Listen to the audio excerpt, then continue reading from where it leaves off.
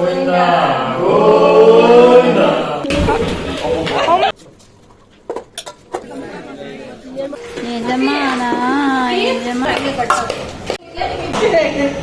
ಬಂದ್ಬಿಟ್ಟು ಇಡಿ, 1 ಗಂಟೆ ಇಡಿ ಮಕ್ಕಳ.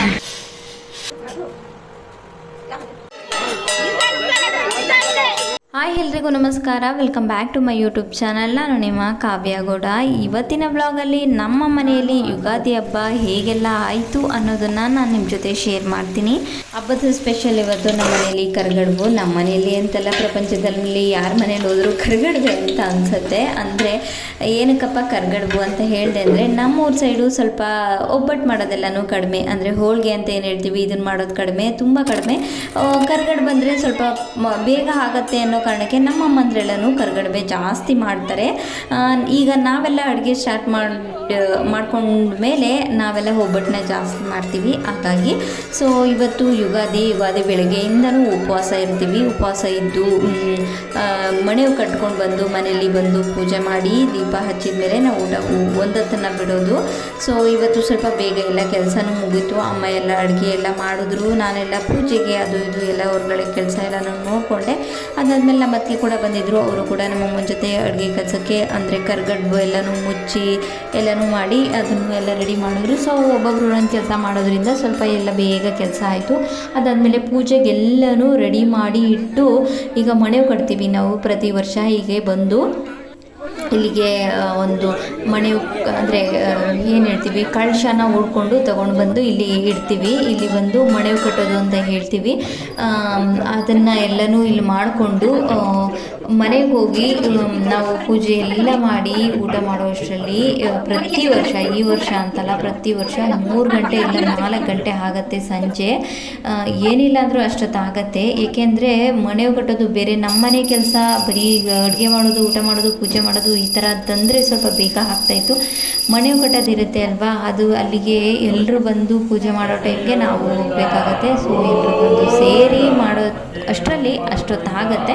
ಹಾಗಾಗಿ ಇವತ್ತು ಕೂಡ ಸೇಮ್ 3:30 ಆಯಿತು ಈ ಯುಗಾದಿಲಿ ನಾವು ಊಟ ಮಾಡೋ ಅಷ್ಟರಲ್ಲಿ. ಅಂದರೆ ಎಲ್ರಿಗೂ ಸಿಕ್ಕಾಪಟ್ಟೆ ಹೊಟ್ಟೆ ಹಸಿವಾಗಿರುತ್ತೆ. ಪ್ರತಿ ವರ್ಷ ಅಷ್ಟೇ ಹೊಟ್ಟೆ ಹಸಿವಾಗಿರುತ್ತೆ. ಎಷ್ಟೊತ್ತಿಗೆ ಮನೆಗೆ ಬಂದು ದೀಪ ಹಚ್ತಾರೆ ಊಟ ಮಾಡೋಣ ಅಂತ ಎಲ್ಲರೂ ಕಾಯ್ತಾ ಇರ್ತೀವಿ. ಸೊ ಅಲ್ಲಿಂದ ಮಣೆವು ಕಟ್ಟಿ ಮುಗಿಸ್ಕೊಂಡು ಮನೆಗೆ ಬಂದ ತಕ್ಷಣ ಪೂಜೆ ಎಲ್ಲ ಮಾಡಿಕೊಂಡು ಬೇವು ಬೆಲ್ಲ ತಿಂದು ಮುಡುಪೇನಿರುತ್ತೆ ನಮ್ಮ ಮನೆ ದೇವ್ರಿಗೆ, ಮುಡುಪನ್ನ ಕಟ್ಟಿ ಪೂಜೆ ಮಾಡಿ ಈಗ ಊಟನ ಶುರು ಮಾಡಬೇಕು. ಅಂದರೆ ಸಿಕ್ಕಾಪಟ್ಟೆ ಹೊಟ್ಟೆ ಹಸಿವಾಗಿರುತ್ತೆ. ಎಷ್ಟೊತ್ತಿಗೆ ಆಗತ್ತೆ ಅಂತ ಕಾಯ್ತಾನೆ ಇರ್ತೀವಿ. ಅದು ಬೇರೆ ಸಂಜೆ ಆಗುತ್ತಲ್ವಾ, ಮಧ್ಯಾಹ್ನಕ್ಕಾದರೂ ಊಟದ ಟೈಮ್ಗಾದರೂ ಆದರೆ ಓಕೆ ಮ್ಯಾನೇಜ್ ಮಾಡ್ಬೋದು. 3 ಗಂಟೆ 3:30 4 ಗಂಟೆ ಆಗುತ್ತೆ. ಸೊ ಹಾಗಾಗಿ ಮನೆಗೆ ಬಂದು ಎಲ್ಲನೂ ಪೂಜೆ ಮಾಡಿದ್ದಾಯಿತು, ಬೇವು ಬೆಲ್ಲನೂ ತಿಂದಿದ್ದಾಯಿತು, ಮುಡುಪೆಲ್ಲ ಕಟ್ಟಿದ್ದಾಯಿತು. ಊಟಕ್ಕೆ ಎಲ್ಲನೂ ಜೋಡಿಸ್ತಾ ಇದ್ದೀವಿ. ಊಟಕ್ಕೆ ಎಲ್ಲನೂ ಅಂದರೆ ಪ್ರತಿ ವರ್ಷ ಅಷ್ಟೇ, ನಾವು ಯಾವತ್ತೆಲ್ಲರೂ ಕೂತ್ಕೊಂಡು ಈ ರೀತಿ ನೆಲದಲ್ಲಿ ಊಟ ಮಾಡ್ತೀವಲ್ವ, ಪ್ರತಿ ವರ್ಷ ಯುಗಾದಿಲಿ ಅಂದರೆ ಎಲ್ಲರೂ ಉಪವಾಸ ಇರ್ತೀವಲ್ವ, ಎಲ್ಲರೂ ಪೂಜೆ ಮಾಡಿ ಎಲ್ಲರೂ ಒಟ್ಟಿಗೆ ಊಟ ಮಾಡೋದಾಯ್ತಲ್ವ. ಹಾಗಾಗಿ ಎಲ್ಲರೂ ಒಟ್ಟಿಗೆ ನೆಲದಲ್ಲಿ ಕೂತು ಊಟ ಮಾಡೋದಾಯಿತು. ಮಾಮೂಲಿ ದಿನಗಳಾದರೆ ಎಲ್ಲೆಲ್ಲಿ ಬೇಕೋ ಅಲ್ಲೆಲ್ಲೇ ಕೂತ್ಕೊಂಡು ಯಾವಾಗ ಬೇಕೋ ಅವಾಗೆ ಊಟ ಮಾಡೋದಾಯಿತು, ಮಾಡ್ತೀವಿ. ಆದರೆ ಯುಗಾದಿ ಹಬ್ಬದ ದಿನ ಪ್ರತಿ ವರ್ಷ ನನಗೆ ನೆನಪಿರೋ ಅಷ್ಟು ಕೂಡ ಇದೇ ರೀತಿ ಎಲ್ಲರೂ ಕೂತು ಊಟ ಮಾಡೋದು. ಎಲ್ಲರೂ ಹೊಟ್ಟೆ ಹಸ್ಕೊಂಡಿರ್ತೀವಿ, ಎಲ್ಲರೂ ಪೂಜೆ ಮಾಡಿದ್ದಾಗಿರುತ್ತೆ. ಸೊ ಎಲ್ಲರೂ ಕೂತು ಇಲ್ಲಿ ಊಟ ಮಾಡ್ತೀವಿ. ಅದೊಂಥರ ಖುಷಿ ಅಲ್ವಾ.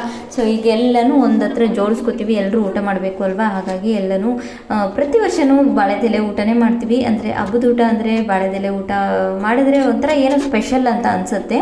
ಹಾಗಾಗಿ ಚಿಕ್ಕ ಮಕ್ಕಳಿರುವಾಗ ಎಷ್ಟು ಖುಷಿ ಇರ್ತಾಯಿತ್ತು. ಹಬ್ಬ ಅಂದರೆ ಎಷ್ಟು ಖುಷಿ, ಊಟ ಅಂದರೆ ಎಷ್ಟು ಖುಷಿ, ಈ ರೀತಿ ಹಬ್ಬದ ಊಟ ಅಂದರೆ ಎಷ್ಟು ಖುಷಿ, ಹೊಸ ಬಟ್ಟೆ ಅಂದರೆ ಎಷ್ಟು ಖುಷಿ. ಅಪ್ಪ ಅಮ್ಮ ಎಷ್ಟೇ ಕಷ್ಟ ಇದ್ದರು ಮಕ್ಕಳಿಗೆ ಬಟ್ಟೆ ತಂದು ಕೊಟ್ಟಾಗ ಎಷ್ಟು ಖುಷಿ. ಎಲ್ರಿಗೂ ತೋರಿಸ್ಕೊಂಡು ಓಡಾಡಿಕೊಂಡು ಎಷ್ಟು ಸಿಕ್ಕಾಪಟ್ಟೆ ಖುಷಿ. ಆ ದಿನಗಳು ಇವಾಗ ಇಲ್ಲವೇ ಇಲ್ಲ ಅಂದರೆ ಮತ್ತೆ ಬರೋದೇ ಇಲ್ಲ ಅಂತ ಅನಿಸುತ್ತೆ.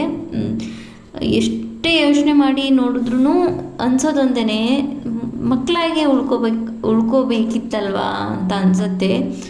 ಯಾವತ್ತೂ ಅಂದರೆ ದೊಡ್ಡವರಾದಮೇಲೆ ಅಯ್ಯೋ ಚೆನ್ನಾಗಿದೆ ಅಂತ ಆಲ್ಮೋಸ್ಟ್ ಯಾರಿಗೂ ಅಂತ ಅನಿಸಲ್ಲ ಅನಿಸುತ್ತೆ. ಯಾವುದೋ ಒಂದು ಮೂಮೆಂಟಲ್ಲಾದರೂ ಅಯ್ಯೋ ಮಕ್ಕಳಾಗೆ ಉಳ್ಕೋಬಾರ್ದ, ಎಲ್ಲನೂ ಚೆನ್ನಾಗಿತ್ತಲ್ವಾ ಅಂತ ಅನಿಸುತ್ತೆ ನನಗೇನೋ. ಹಬ್ಬದ ದಿನಾನೇ ನಮ್ಮ ನಿರೀಕ್ಷೆ ಅಂದು ಬರ್ಡೇ ಬಂದಿತ್ತು. ಹಾಗಾಗಿ ಹಬ್ಬ ಬಿಟ್ಟೇನು ಅವ್ರೂರಿಗೆ ನಾವು ಹೋಗೋಕ್ಕಾಗಲ್ಲ. ಹಾಗೆ ಅವ್ರೂರಲ್ಲಿ ಹಬ್ಬ ಬಿಟ್ಟು ನಮ್ಮೂರಿಗೆ ಅವ್ರು ಬರೋಕ್ಕಾಗಲ್ಲ. ಅವ್ರೂರಲ್ಲಿ ಅವ್ರು ಹಬ್ಬ ಮಾಡ್ತಾಯಿದ್ರು, ನಮ್ಮೂರಲ್ಲಿ ನಾವು ಹಬ್ಬ ಮಾಡಿದ್ವಿ. ಸೊ ಈಗ ಫೈನಲ್ ಆಗಿ ನೈಟು ಆಲ್ಮೋಸ್ಟ್ ಒಂದು 8 ಗಂಟೆ 8:15 ಆಗಿತ್ತು. ಈ ಟೈಮಲ್ಲಿ ನೆನೆಸ್ಕೊಂಡು ಅಂದರೆ ಹೇಳ್ತಾಯಿದ್ದು ಹಬ್ಬ ಮುಗಿದ್ಮೇಲೆ ಬನ್ನಿ ನಮ್ಮೂರಿಗೆ ಅಂತ ಕರಿತಾಯಿದ್ದು ನಮ್ಮ ನಿರೀಕ್ಷಾ ಬರ್ಡೇ ಮಾಡ್ಕೊಳ್ಬೇಕು ಅಂತ. ಬಟ್ ಆದರೆ ಹೋಗೋಕ್ಕಾಗಲಿಲ್ಲ. ಯಾಕೆಂದರೆ ಹಬ್ಬದ ದಿನ ಎಲ್ಲರೂ ಮನೇಲಿರಬೇಕು ಅನ್ನೋದು ಖುಷಿ ಅಲ್ವಾ. ಹಬ್ಬದ ದಿನ ಹಬ್ಬ ಮಾಡಿಕೊಂಡು ಎಲ್ಲನೂ ಇರಬೇಕು, ಟೈಮ್ ಕೂಡ ಆಗಲ್ಲ. ಹಾಗಾಗಿ ಬಂದಿರಲಿಲ್ಲ. ಬಟ್ ಆದರೆ ಅವ್ರ ಜೊತೆ ಮಾತಾಡಿದ್ದು ಇನ್ನೇನು ಅರ್ಧ ಗಂಟೆಗೆ ಅವ್ರ ಊರಲ್ಲಿದ್ವಿ. ನಮ್ಮ ರಾಜಿ ಅವರು ಹಸ್ಬೆಂಡು ರವಣ್ಣ ಬಂದ್ಬಿಟ್ಟು ಹಿಂಗೆ ಮಾತಾಡ್ತಾ ಕೂತಿದ್ವಿ. ಹೋಗಿ ಬರೋಣ ಅಂತ ಜಸ್ಟ್ ಸುಮ್ಮನೆ ಕೂತಿದ್ದಲ್ಲೇ ಮಾತಾಡಿಕೊಂಡು ಹೆಂಗೂ ಜಾಸ್ತಿ ಕರಿತಾ ಇದ್ಲು ಬನ್ನಿ ಅಂತ. ಹಾಗಾಗಿ ಹೋಗ್ಬರೋಣ ಅಂತ ಹಿಂಗೆ ಮಾತಾಡ್ಕೊಂಡ್ವಿ. ರವೀಣ ಬನ್ನಿ ಹೋಗ್ಬರೋಣ ಅಂತ ಹೇಳ್ತು. ಹಾಗಾಗಿ ಸರಿ ಹೋಗ್ಬರೋಣ ಅಂತ. ಅವಾಗ 8:15 ಆಗಿತ್ತು ಆಲ್ರೆಡಿ ನೈಟು. ಅವಾಗ ಎದ್ದು ಬಟ್ಟೆ ಹಾಕ್ಕೊಂಡು ಒಂದು ಕೇಕ್ ತೊಗೊಂಡು ಇಲ್ಲಿಗೆ ಬಂದಿದ್ದಾಯಿತು. ಕೇಕ್ ತೊಗೊಂಡೋಗಿ ಕಟ್ ಮಾಡಿಸಿ ಬರೋಣ ಅವಳಿಗೆ ಅಂತ ರವೀಣ ಹೇಳಿದ್ರು.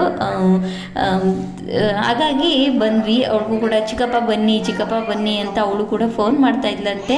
ಹಾಗಾಗಿ ಅವ್ರಿಗೂ ಹೋಗ್ಬರೋಣ ಅಂತ ಅನಿಸಿತ್ತು. ಬನ್ನಿ ಹೋಗ್ಬರೋಣ ಅಂತ ಹೇಳಿದ್ರು. ಹಾಗಾಗಿ ಹೊರಟು ಬಂದ್ವಿ. ಅಂದರೆ ನಾವು ಬರೋದವ್ರಿಗೆ ಕ್ಲೂನೇ ಇರಲಿಲ್ಲ ನಮ್ಮ ನಿರೀಕ್ಷೆಗೆ. ಏಕೆಂದರೆ ಅವಾಗ ತಾನೇ ಫೋನಲ್ಲಿ ಮಾತಾಡಿದ್ವಿ. ಅವಾಗ ತಾನೇ ಅವ್ರ ಮನೇಲೂ ಕೇಕ್ ಎಲ್ಲ ತಂದು ಕಟ್ ಮಾಡಿಸಿ ಎಲ್ಲನೂ ಬಡೆ ಮುಗಿಸಿ ಹಬ್ಬ ಎಲ್ಲ ಬೆಳಗ್ಗೆಯಿಂದ ಸುಸ್ತಾಗಿರ್ತಾರೆ ಅಲ್ವಾ, ಎಲ್ಲನೂ ಮುಗಿಸಿ ಎಲ್ಲನೂ ಆಲ್ರೆಡಿ ರೆಸ್ಟ್ ಮಾಡೋ ಟೈಮಲ್ಲಿ ಇನ್ನೇನು ಆಲ್ಮೋಸ್ಟ್ ಎಲ್ಲರೂ ಮಲಗೋ ಟೈಮಲ್ಲಿ ಅವಳಿಗೂ ಕೂಡ ಸಿಕ್ಕಾಪಟ್ಟೆ ಖುಷಿ ಆಯಿತು ಬಂದಿದ್ದು ನೋಡಿ. ಅಂದರೆ ಅವಳು ಖುಷಿ ಆಗತ್ತೆ, ಅವಳು ಸರ್ಪ್ರೈಸ್ ಆಗ್ತಾಳೆ ಅನ್ನೋ ಕಾರಣಕ್ಕೇ ಹೋಗಿ ಬರೋಣ ಅಂತ ಮಾತಾಡ್ಕೊಂಡು 3 ಜನ ಬಂದಿದ್ದು. ಅವಳು ಕೂಡ ಚಿಕ್ಕಪ್ಪ ಬನ್ನಿ ಅಂತೆಲ್ಲ ಹೇಳ್ತಾ ಇದ್ಲು. ಹಾಗಾಗಿ ಹೋಗ್ಬರೋಣ ಅಂತ ಕರ್ಕೊಂಡು ಬಂದರು. ಫೈನಲಿ ಅವಳಿಗೂ ಕೂಡ ಖುಷಿ ಆಯಿತು. ಅಷ್ಟಕ್ಕೋಸ್ಕರನೇ ಬಂದಿದ್ದು. ಅವಳಿಗೂ ಕೂಡ ಖುಷಿ ಆಗತ್ತೆ ನಾವು ಹೋದರೆ ಬನ್ನಿ ಅಂತ ಹೇಳಿ ನಾವು 3 ಜನ ಮಾತಾಡಿಕೊಂಡು ಬಂದು ಸರ್ಪ್ರೈಸ್ ಕೊಟ್ಟು ಕೇಕೆಲ್ಲ ಕಟ್ ಮಾಡಿಸಿದ್ವಿ. ಕೇಕೆಲ್ಲ ಕಟ್ ಮಾಡಿಸಿ ಒಂದು ಸ್ವಲ್ಪ ಹೊತ್ತಿದ್ದು ಅದಾದಮೇಲೆ ನಮ್ಮೂರಿಗೆ ನಾವು ವಾಪಸ್ ಬರ್ತೀವಿ. ಸೊ ಒಂದು 3 ಡೇಸ್ ಯುಗಾದಿ ಏನಿರುತ್ತೆ ಅದು ಕಂಪ್ಲೀಟಾಗಿ 3 ಡೇಸ್ ವ್ಲಾಗ್ನು ಒಂದೇ ವ್ಲಾಗಲ್ಲಿ ಶೇರ್ ಮಾಡಿದ್ದೀನಿ, ಆ 3 ಡೇಸ್ ವಿಡಿಯೋನು ಕೂಡ. ಸೊ ನೆಕ್ಸ್ಟ್ ಡೇ ಏನಿರುತ್ತೆ, ನೆಕ್ಸ್ಟ್ ಡೇ ನಾವು ಮಂತ್ರಾಲಯಕ್ಕೆ ಹೊರಡ್ತೀವಿ. ಕಂಪ್ಲೀಟಾಗಿ ಮೊನ್ನೆ ಹಬ್ಬ ಆಯಿತು, ನೆನ್ನೆ ಕೂಡ ಮಂತ್ರಾಲಯಕ್ಕೆ ಹೋಗಿ ಬಂದ್ವಿ. ನೆಕ್ಸ್ಟ್ ಡೇ ಬಂದು ನಮ್ಮದು 3 ದಿನ ಹಬ್ಬ ಇರುತ್ತೆ. ನಾರ್ಮಲ್ ಫಸ್ಟ್ ದಿನ ಯುಗಾದಿ, ಸೆಕೆಂಡ್ ದಿನ ಚಂದ್ರನ ನೋಡೋದು, 3ನೇ ದಿನ ನಾನ್ ವೆಜ್ ಅಂದರೆ ಕರಿಯಮ್ಮಂಗೆ ಆರತಿ ಮಾಡ್ತೀವಿ. ಕರಿಯಮ್ಮಂಗೆ ಆರತಿ ಮಾಡಿ ನಾನ್ ವೆಜ್ ಮಾಡ್ತೀವಿ. ಸೊ ಇವತ್ತು ಶನಿವಾರ ಬಂದಿತ್ತಲ್ವ, ಇವತ್ತು 3ನೇ ದಿನ. ಹಾಗಾಗಿ ಆರತಿ ಮಾತ್ರ ಶನಿವಾರ ಮಾಡಿ ಅವತ್ತು ನಾವು ಬರೋದು ಲೇಟ್ ಆಯಿತು. ಬರೋ ಅಷ್ಟರಲ್ಲಿ ಆರತಿ ಕೂಡ ಮುಗ್ದಿತ್ತು. ದೇವಸ್ಥಾನಕ್ಕೆ ಹೋಗಿ ಪೂಜೆ ಮಾಡಿಸ್ಕೊಂಡು ಬಂದ್ವಿ. ಅದಾದಮೇಲೆ ನೆಕ್ಸ್ಟ್ ಡೇ ಸಂಡೇ ಏನಿರುತ್ತೆ, ಸಂಡೇ ನಾನ್ ವೆಜ್ ಮಾಡಿರ್ತೀವಿ. ಅಂದರೆ ಶನಿವಾರ ನಮ್ಮ ಮನೆ ದೇವ್ರ ವಾರ ಆಗಿರೋದ್ರಿಂದ ನಾವು ನಾನ್ ವೆಜ್ ಏನು ಶನಿವಾರ ಮಾಡಲ್ಲ. ಹಾಗಾಗಿ ಭಾನುವಾರನ ಇಟ್ಕೊಂಡಿದ್ದೀವಿ ನಾವು ನಾನ್ ವೆಜ್ ಎಲ್ಲನೂ. ಇವತ್ತು ನಮ್ಮ ಮನೇಲಿ ಯುಗಾದಿ ಹೊಸದಡ್ಕು ಏನೇನು ಮಾಡಿದ್ದೀವಿ ಅಂದರೆ ಮಟನ್ ಸಾಂಬಾರ್, ಚಿಕನ್ ಸಾಂಬಾರ್, ಹಾಗೆ ಚಿಕನ್ ಬಿರಿಯಾನಿ, ಚಿಕನ್ ಕಬಾಬ್ ಅದೆಲ್ಲನೂ ಮಾಡಿದ್ದೀವಿ. ಈ ಥರ ಆಯಿತು ನಮ್ಮ ಮನೆಯ ಯುಗಾದಿ. ಸೊ ಈ ಒಂದು ವಿಡಿಯೋನ ಕೂಡ ಇಲ್ಲಿಗೆ ಎಂಡ್ ಮಾಡ್ತೀನಿ. ಯಾರಿಗೆಲ್ಲ ಈ ಒಂದು ವಿಡಿಯೋ ಇಷ್ಟ ಆಯಿತು ಲೈಕ್ ಮಾಡಿ, ಕಮೆಂಟ್ ಮಾಡಿ, ಶೇರ್ ಮಾಡಿ, ಹಾಗೆ ಸಬ್ಸ್ಕ್ರೈಬ್ ಮಾಡಿಕೊಂಡು ನನ್ನ ಚಾನಲ್ನ ಸಪೋರ್ಟ್ ಮಾಡಿ. Thank you for watching this video.